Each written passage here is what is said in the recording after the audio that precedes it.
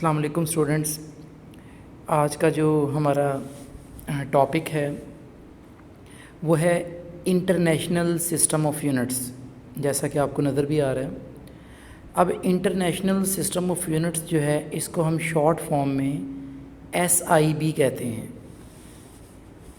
SI से मुराद system international. तो actually ये जो सिस्टम है इसका जो बेसिक पर्पज़ है वो ये है कि ये पूरी दुनिया में जो यूनिट्स हैं ये उनको स्टैंडर्ड करता है। अब ये बहुत पुरानी बात है कि जब दो कंट्रीज़ के दरमियान सिर्फ़ एक यूनिट की बुनियाद पर जंग होने का ख़दशा था। उसमें एक मुल्क का कहना था कि हम जो मैस है उसका यूनिट पाउंड इस्तेमाल करेंगे, एक का कहना था कि हम लिब्रा यूज़ करेंगे। तो इस बुनियाद पर कि आइंदा कभी भी प्रॉब्लम ना हो कंट्रीज़ के दरमियान, तो एक स्टैंडर्ड सिस्टम रखा गया। इसको सिस्टम इंटरनेशनल कहा जाता है, स्टैंडर्ड सिस्टम कहा जाता है, जिसके तहत तमाम की तमाम जो क्वांटिटीज़ हैं, चाहे वो बेस क्वांटिटीज़ हों या ड्राइव्ड हों, उनके यूनिट स्टैंडर्ड कर दिए गए हैं। तो एक शॉर्ट क्वेश्चन भी आ सकता है आपको। तो जैसा कि इट इज़ मेंशन के the 11th journal conference on weights and measures it was held in Paris 1960 में ये एक कॉन्फ्रेंस हुई जिसमें एक सिस्टम वजूद में आया और उस सिस्टम को world wide system of measurements कहा गया और इस सिस्टम को सिस्टम इंटरनेशनल कहा गया, इंटरनेशनल सिस्टम यूनिट्स भी कहा गया। The international system of units is commonly named as SI भी कहा जाता है इसे। तो ये भी आपको आइडिया होना चाहिए कि जो system international system of units है इसको SI भी कहा जाता है। तो it is simply a short question, जैसे कि इस सिस्टम के तहत जब भी पूरी दुनिया में जहाँ पे भी जो मैस के यूनिट हैं वो जो भी इस्तेमाल होंगे वो मैस किलोग्राम होंगे, इसके अलावा कोई यूनिट इस्तेमाल नहीं होगा।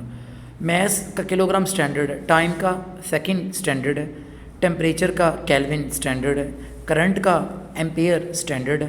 पूरी दुनिया में यही इस्तेमाल होगा। जो नेक्स्ट है हमारे पास वो है प्रीफिक्सेस। अब चूँकि physics is a science of measurement, तो फ़िज़िक्स ऐसी साइंस ऑफ मेजरमेंट है जिसमें आप नोट करते हो कि इसमें हमारे पास बड़े से बड़े वैल्यूज़ भी मेजर करते हुए आ जाती हैं, छोटी से छोटी वैल्यूज़ भी आ जाती हैं।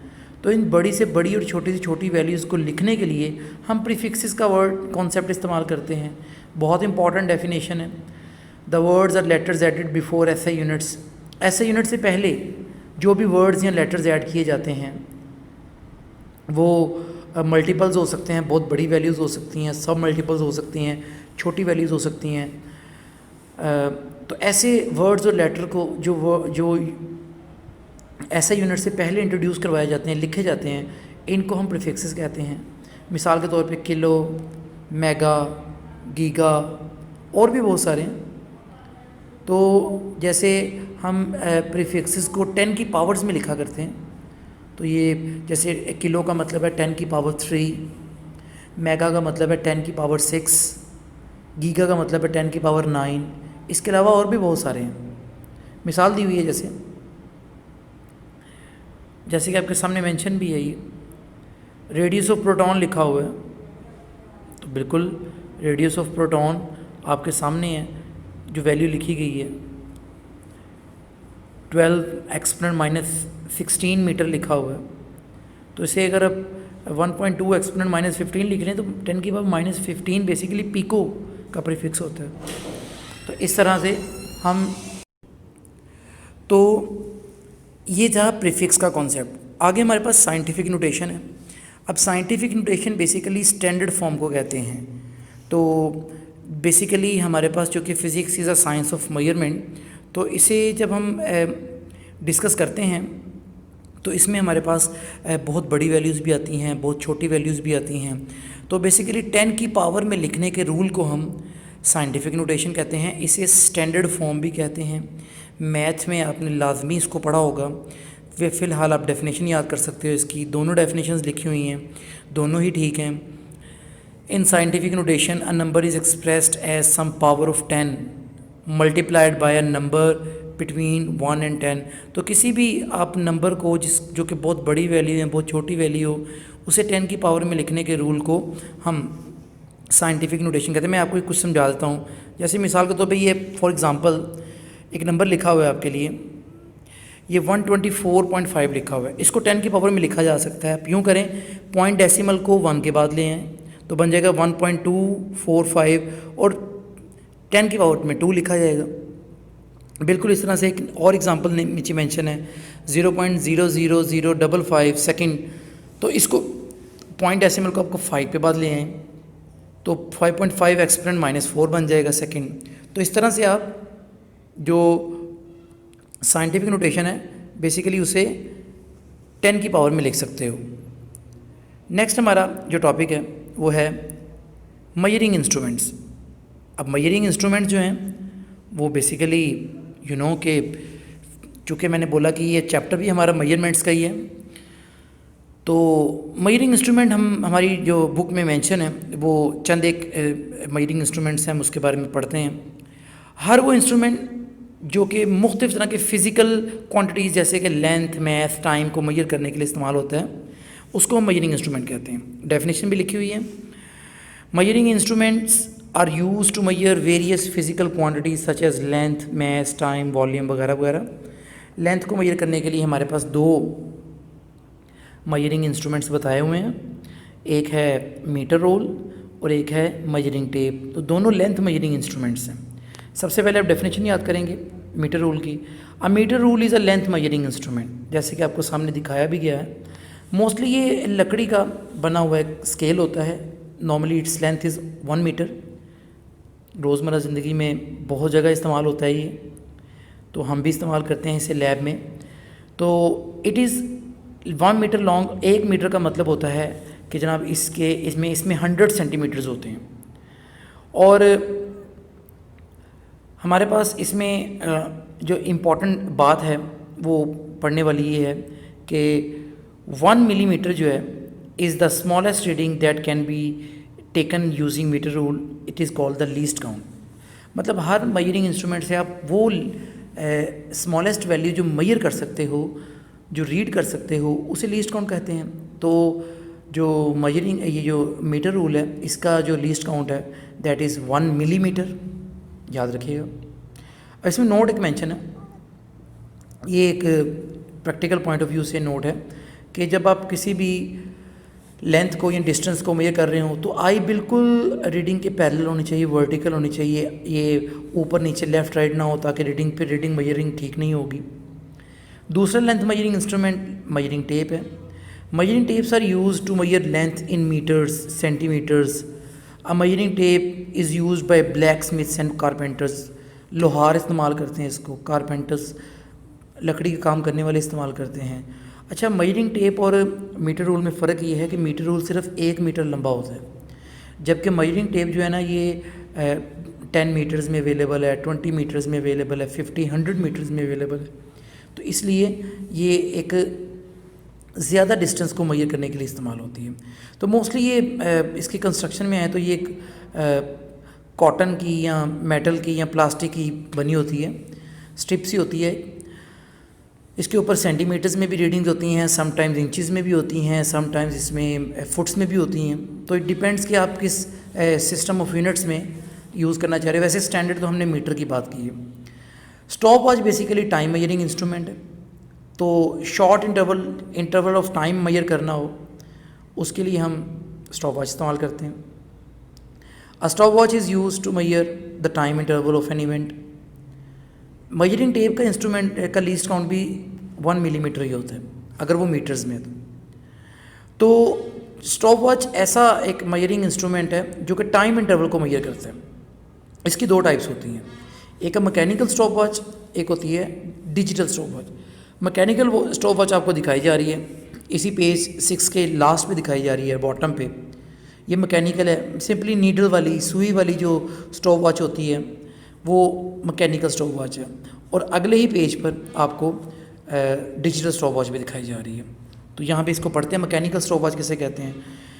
तो mechanical stop watch can measure time interval up to minimum 0.1, मतलब 1 सेकेंड के 10वें हिस्से तक ये आसानी से टाइम इंटरवल को मेजर कर सकती है, इसलिए इसका जो लीस्ट काउंट है वो 0.1 सेकेंड होता है।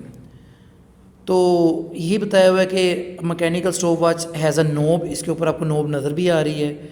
It is use to start stop and reset button वगैरह वगैरह। तो सिंपली आप इस नोब को प्रेस करते हो एक दफ़ा तो ये ऑन हो जाएगी। Second time when press second time it stops the watch, while third time it begins needle 0।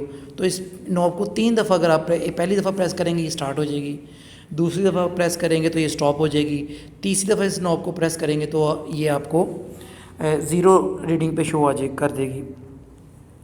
Next है डिजिटल स्टॉप वॉच। तो डिजिटल स्टॉप वॉच जो है ये 1 सेकेंड के 100वें हिस्से तक हमें एक्यूरेट मेजरमेंट बताती है टाइम की। आपके सामने ये डिजिट्स की फॉर्म में हमें शो करती है वैल्यू। और इसमें इसका जो लीस्ट काउंट होता है वो 0.01 सेकेंड होता है। तो इसमें सिंपली हमारे पास एक बटन होता है, वो स्टॉप करने के लिए, स्टार्ट करने के लिए इस्तेमाल होता है। तो it is very easy to use, ज़्यादा आसान है इस्तेमाल करने में ये digital stop watch as compare to mechanical stop watch. इस चैप्टर का लास्ट टॉपिक है सिग्निफिकेंट फिगर्स। अब ये जो सिग्निफिकेंट फिगर्स हैं, सिग्निफिकेंट का मतलब होता है जिनकी अहमियत हो। तो किसी भी मेजरमेंट में all the accurately known digits and the first doubtful digit is called या are called measuring significant figures. अब सिग्निफिकेंट फिगर्स जो है ना, ये किसी भी क्वांटिटी की, फिज़िकल क्वांटिटी की जो एक्यूरेसी है, डेफिनेटली किसी भी फिज़िकल क्वांटिटी की एक्यूरेसी को बताते हैं। तो इसमें 3 पॉइंट्स ही याद करने वाले हैं कि किसी भी accuracy of measured physical quantity depends upon the quality of measuring instrument. अगर इंस्ट्रूमेंट अच्छा नहीं है, जितना बेहतर इस इंस्ट्रूमेंट होगा डेफिनेटली उतनी ही ज़्यादा जो आप रीडिंग मेजर करेंगे वो एक्यूरेट होगी। द एक्सपीरियंस ऑफ ऑब्जर्वर, जो उस इंस्ट्रूमेंट को इस्तेमाल कर रहा है, अगर उसको सही तरह से इस्तेमाल करना आता होगा तो रीडिंग एक्यूरेट होगी। अदरवाइज़ इनएक्सपीरियंस पर्सन जो है वो रीडिंग सही मेजर नहीं कर पाएगा। The number of observations made, bar bar repeat करने से, मेजरमेंट लेने से भी एक्यूरेसी बढ़ती है। एग्जांपल पढ़िएगा। अब किसी भी मेजरमेंट में जो एक्यूरेसी के रूल्स हैं, सिग्निफिकेंट फिगर्स के रूल्स हैं, वो याद रखिएगा। सबसे पहला पॉइंट है कि ऑल द डिजिट्स 1 से लेकर 9 तक तमाम के तमाम सिग्निफिकेंट होंगे। ओके। अब ज़ीरोज़ जो हैं ये सिग्निफिकेंट हो भी सकते हैं, ज़ीरो नहीं भी हो सकते हैं।